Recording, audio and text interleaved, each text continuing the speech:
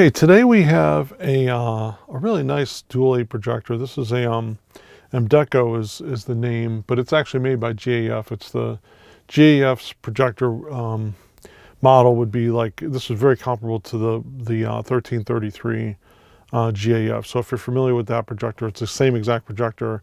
It's just this Emdeko brand is who I guess they must have bought a bunch from GAF and put their name on them. So this goes on the first reel here, your threaded reel that has your film, and right now it's set for a regular 8. And this and I'll take this out so you can see, but it comes out of here. That's where it stores, and this just simply slides on for Super 8. Okay, so but I have a regular 8 I'm going to project for the demo, so I'm not going to use that at the moment. But this has, in case you need further directions on threading, I don't know if the video, it shows you threading and rewind. It's pretty straightforward. It really only threads one, it's a channel load type of a unit, I'll show that. And then it also rewinds very easily, but this gives you everything you need to know. It's a very simple projector to use, and that's a good thing. So I'm going to put this aside for now, and then we'll dig into the meat of the projector here. And this is your take-up adjustment. This can be in a few different positions depending on how big of a take-up reel you put on here. It will take up to a 7-inch reel. So if it's going to be full and you have a big take-up reel that'll cinch the film right away, you want to put it all the way out. And then if you want to, if you have a smaller take-up reel, like a 5-inch, maybe in the middle somewhere, all the way up if you want the film just to come straight up onto it. So it really just depends. I usually leave it in the middle. It's kind of one of those things where it's almost not even necessary, but for this design, I guess they thought it was good if you wanted more flexibility in what kind of take-up reel you wanted to use. This is your slider for standard and also Super 8. And as I say, it's set for standard right now because it's a smaller reel, so I have standard. And if you go to Super 8 here, it's just a slide. It just lets you slide over to Super 8. And now the sprocket changes a little bit because the sprockets for Super 8 and regular 8 were a little bit different. So here's your where your film actually comes in. This little arrow right here shows you where your film, your leader or your film itself goes down into this, and it's a channel that goes like this and up here. I'll pull this panel so you can see. So here's your focus here for the lens, and it just goes back and forth here. It's very easy to focus. Here's your front peg where the film will come on and then go around here, and then the film path basically needs that to give it a nice, to give it some distance from where it would enter here, and that helps with chatter. So it comes down here, and there's a film gate is a pressure plate, and that when it's engaged, and it keeps everything running smoothly. So that's basically it. This selection here has a few different choices. You have off, forward, which is the lamp on and projection, still, which is the lamp on, but it's a still image, so nothing moves, and reverse is reverse projection, and that actually still keeps the light on, but you're projecting the same speed in reverse. And then these pauses, there's a pause here and a pause here, and your pause in between fast forward here, pause is essentially the same as still, but the light goes off. It turns the light off, the lamp off, and that's useful actually if you ever want to just kind of pause and you don't want to unthread the film. You want to just take a break for whatever reason. Fast forward is kind of cool if you're like halfway through your reel and you just want to get to the end. You're looking for, if you have a 7-inch reel and you want to look at just the last reel on the because a 7-inch reel has 8 of the 3-inch reels spliced on if it's full. So maybe the last 2 reels of a vacation or something you want to look at are at the end there, and that's what you really want to see, and you don't have to wait for the first 15 or whatever minutes until you get to those reels. You want to fast forward quickly. So that's a way to do that. That's why they give you this here. And then of course there's another pause which does the same thing as that, and then rewind is actually and these are all no bulbs, by the way. After reverse projection, all these that's bulb off, bulb off, bulb off, and rewind is also bulb off. So that's when you're at the end of the reel, everything's on your take-up, and you rethread it for rewind. You just go to rewind, and it does its thing without having to worry about the bulb being on and that. So it's a pretty good condition. Like I say, it's a little bit, it's got a few marks on it and stuff from wear. Or from just storage, I guess, or whatever. It's really not too bad. I have gone through this. This unit actually is all totally refurbished. All the belts are new. Everything's new on this. The belts are new. The bulb is relatively new.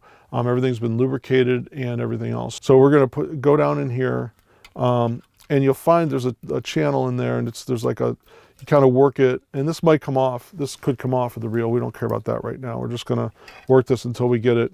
You know, oh, there it goes. Okay, so we have it. We're going to slide it down as far as it goes. It might go about 3 inches or 4 inches. You're just going to get it to the bottom of this, which is down here, but I know you can't see this yet. I'll pull the cover so you can see. And so from the top, remember, you're going to push down here. We got to pretend the cover's back down, but I'm doing this just so you can see. It's going to go down here, and you're going to push, and it goes down in between where the film gate is, if you can see. I don't know. And then if this cover was on, it would hold it in here, but I'm going to just do it so you can kind of see this. But it's, you know, this is where the film needs to be, down to there. And then you have this much of it, and usually if this was a leader, you could see it better with white, but you know, it's the same thing whether you have a film that has a leader or not. And so that's where the film needs to be when you're starting, because when you go into forward, this squeezes together and causes the film. There's a sprocket in here that causes the film to continue through here, and that's really the only place where there is a sprocket for the film. So it's pretty safe for your films, which is great. There's not a whole bunch of winding film path you have to worry about like some of the older projectors with a bad splice that could get caught somewhere. You know, this is really a good design because the channel loads are very easy to deal with, and if there's some problem somewhere, it's really, you could see the whole film path. There's really nothing, you know, there's no mystery as to what happened to the film. And if it gets jammed up or anything happens, like a bad splice, you know, it's pretty easy and quick to remedy. And you can also unload the film pretty quickly if you need to. Say in this, you have it threaded and you just, you know, you don't want to use the fast forward. Let's say you just want to open the cover and pull this off and then just do a rewind. You can also do that as well if you have a big reel and you wanted to do it. If you elected to do it that way, might be actually a little bit safer if you have a lot of splices. So that's another option you have to rewind your film if you wanted to take it out of the channel to rewind across here. But anyway, without further ado, let me put the cover back on. Actually, I'm going to rethread this again with the cover on, since now you see where it goes. And hopefully that was helpful.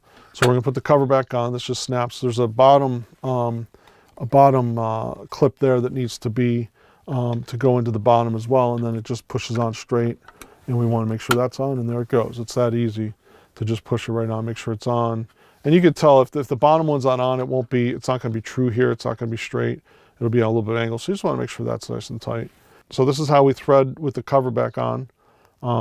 You know, we just follow that arrow, push down like we showed before. And if it's resistant, then just come out and try again. But it's pretty straightforward where it is. You'll feel it. Okay, so we're up. It's coming through here. Good sign. It's catching, and it's on. So it does auto load, no problem. And you can see that everything's fine. It's running fine. I like this too because it's not super noisy. It's a pretty quiet projector. Here's the image projected. I don't have a screen, so the image is a little bit on askew, but it shows you it's clear and it's working well. And so yeah, so again, focus. But at least, you know, this projector, it's not a multi-speed. So it's probably best just to see what you have. It's a good projector to kind of view what you have. And you can use it for film transfer. I mean, it's very smooth, as you can see, so it's really a good projector for that kind of stuff. But I want to show some of the other functions before I run out of film here. This is going to be, this is reverse projection. Okay, so now we're reverse. And then, okay, that's still, like I said, I don't want to leave it there forever. But it does dim the bulb, which is nice. I said, a lot of these newer projectors, when you have still image, it will dim the bulb, which is nice because it won't burn your film. And we're going to go, this is called pause, and as you can see, it turned off the light. Okay, so we're still, here's rear projection again, we'll do that. Go back in the rear, and that does work fine. Okay, so I just showed the unit being projected, so now we're going to rewind it. I'm actually going to thread it again because I want to show you some of the other features down here. Right now, see, it's in pause. After I showed fast forward and things like that, but the lamp was off, so you wouldn't be able to see anything. So I'm going to show that when I rewind everything. But right now we're going to go into rewind. So we're at the end of, this is empty, you know, the supply reel, and we're just going to go right into rewind. Okay, so there we go. Now it catches and we're good. Okay, so that rewinds. It's a single, so it won't take very long. And then once that happens, I'm actually going to go, we're going to go off after this. Okay, so that's off, right? Fast forward does that. Okay, so we're going to go farther down to the reel, and then we'll go there. And then, so pause just stops it wherever it was. You're going to do, it will do rewind. This will, and you can rewind it while it's threaded, which is really cool. So what's good about rewind is, let's say you thread a reel and you're like, it's not marked. You don't know what it is. You go through all your reels. So rewind, you can spot check and say, oh yeah, this is, you know, Uncle Harry from when he was in the Army, and I don't care about that or whatever. So you can rewind it very quickly. You don't have to sit through and look at everything if you know that it's a reel that you don't care about, especially if you're kind of doing a pre-transfer situation where you might have, you know, 100 reels that you want to go through, or say 50 reels or a bunch of reels, and you only want, say, 10 of the 50 transferred by someone like me. We do professional transfers. So this is your leader trim, and you're really supposed to trim the leader, the front end of the leader, before you thread it here. It just allows you to give a nice clean cut there for it. So we will start with tightening this up. And it's very simple. It just does this about 10 turns or so, and it's all the way flat again. This is their model EM, which is Emdeko, I guess, but it's their 7000. So it's EM 7000 is the model for this projector. And anyway, so this is that's what this is. So the serial number here is looks like 19616 is the serial number for this guy. It's a half turn on this down here, okay? And then this just slides off from down there, and then it pops right off, okay? So this shows you the inner workings. I'll put the cover right there. Got your bulb, your motor, your fan. And this one now, just real quick, and you can see I wanted to show the condition of these belts. They're in great shape. They're brand new. That's why they better be in great shape. So the other thing I'll do is I'll just show you this, but it will be in my video on how to, you know, take care of your projector and everything. But this is zero friction lubrication for all the bearings and everything that you need to go through. Anything that spins on here, this is a great product. It's a fully synthetic oil, and it's got a little pin here, and you can get into really tight, small places with that pin, and it only takes a drop or two of oil. So I'll put a link for this in my description below. And, you know, please feel free to grab some of this. It's good stuff for any kind of projector that you'd be working on. So that's good. This just starts at the top. So you want to angle at the top. There's two little holes here, and there's two little pins. Okay. So you just line those up. It's very, very simple, right? They just line up, push down, then this seats down. And to keep it in place, you just turn your little set screw clockwise again.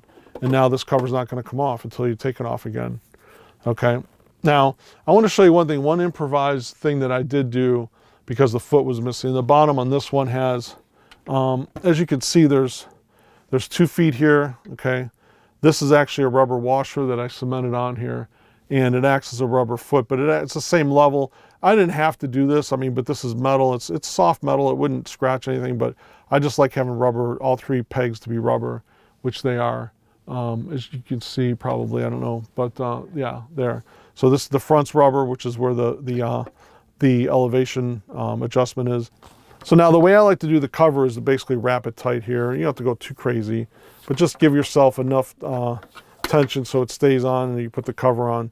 I'm not even sure if this is how it was designed to work or not, but this is how I like to do it. And this way, when you're done, it's loosely, you know, it's just enough on there. It's not too much tension, but it just allows you to put the cover back on without any problem. So we have that there. The cover, it's got you make sure your Super 8 hub, front hub Super 8 adapter is on, along with your brush. And this is really, it's like a paintbrush basically, but that's what they give you. And looks like there was some kind of label here at one time. It probably said like Super 8 adapter is what I'm guessing that said. And you got your clip here for your take-up reel that could go there, and so on and so forth. This case, I've never seen one of these that didn't have some kind of a crack somewhere in one of the corners. This one's no exception. It does have a crack here. You could put some Gorilla Tape here, but I wanted to show it for completeness. And a little piece of Gorilla Tape would be great there, inside and out. It would never be an issue. It doesn't affect anything in the performance, and it doesn't even affect how the cover stays on. I mean, it stays on just fine. It's got the clasp here, like I said, that's still springy and does still work really well. So it doesn't do anything, but if you're a neat freak like me, you may want to put a piece of tape there just to kind of keep a black piece of tape or something to keep it, you know, your electrical tape or something sticky like Gorilla is good. Just one piece is fine, or you don't have to do it at all. I didn't find that to be a problem. So anyway, but I thought I'd show that for completeness. You got your top holes here that match up with your pins here, and then your bottom clip will just snap on. So we'll do that. So we put this on like this. We put we put it up here, right? Up there, and then bang, okay? So that's on, and that's ready to be moved and stored and everything else. So that's the unit. Like I say, it's the Emdeko EM7000, and it's the Super Dual 8 automatic projector. If you have any questions, please ask. Please like the video and subscribe to the channel. I always have more videos coming, and I try to do one at least once a week, if not every other day. And as I say, look for this particular unit. I'm going to actually do an overhaul video to show, you know, how to clean the belts, replace the belts if need be, and also lubrication and things like that. I've already done it on this projector, but I'm going to walk through and show you how to do that. So those are the things I wanted to show for this video, and hope you have a great day, and thanks for watching. Bye-bye.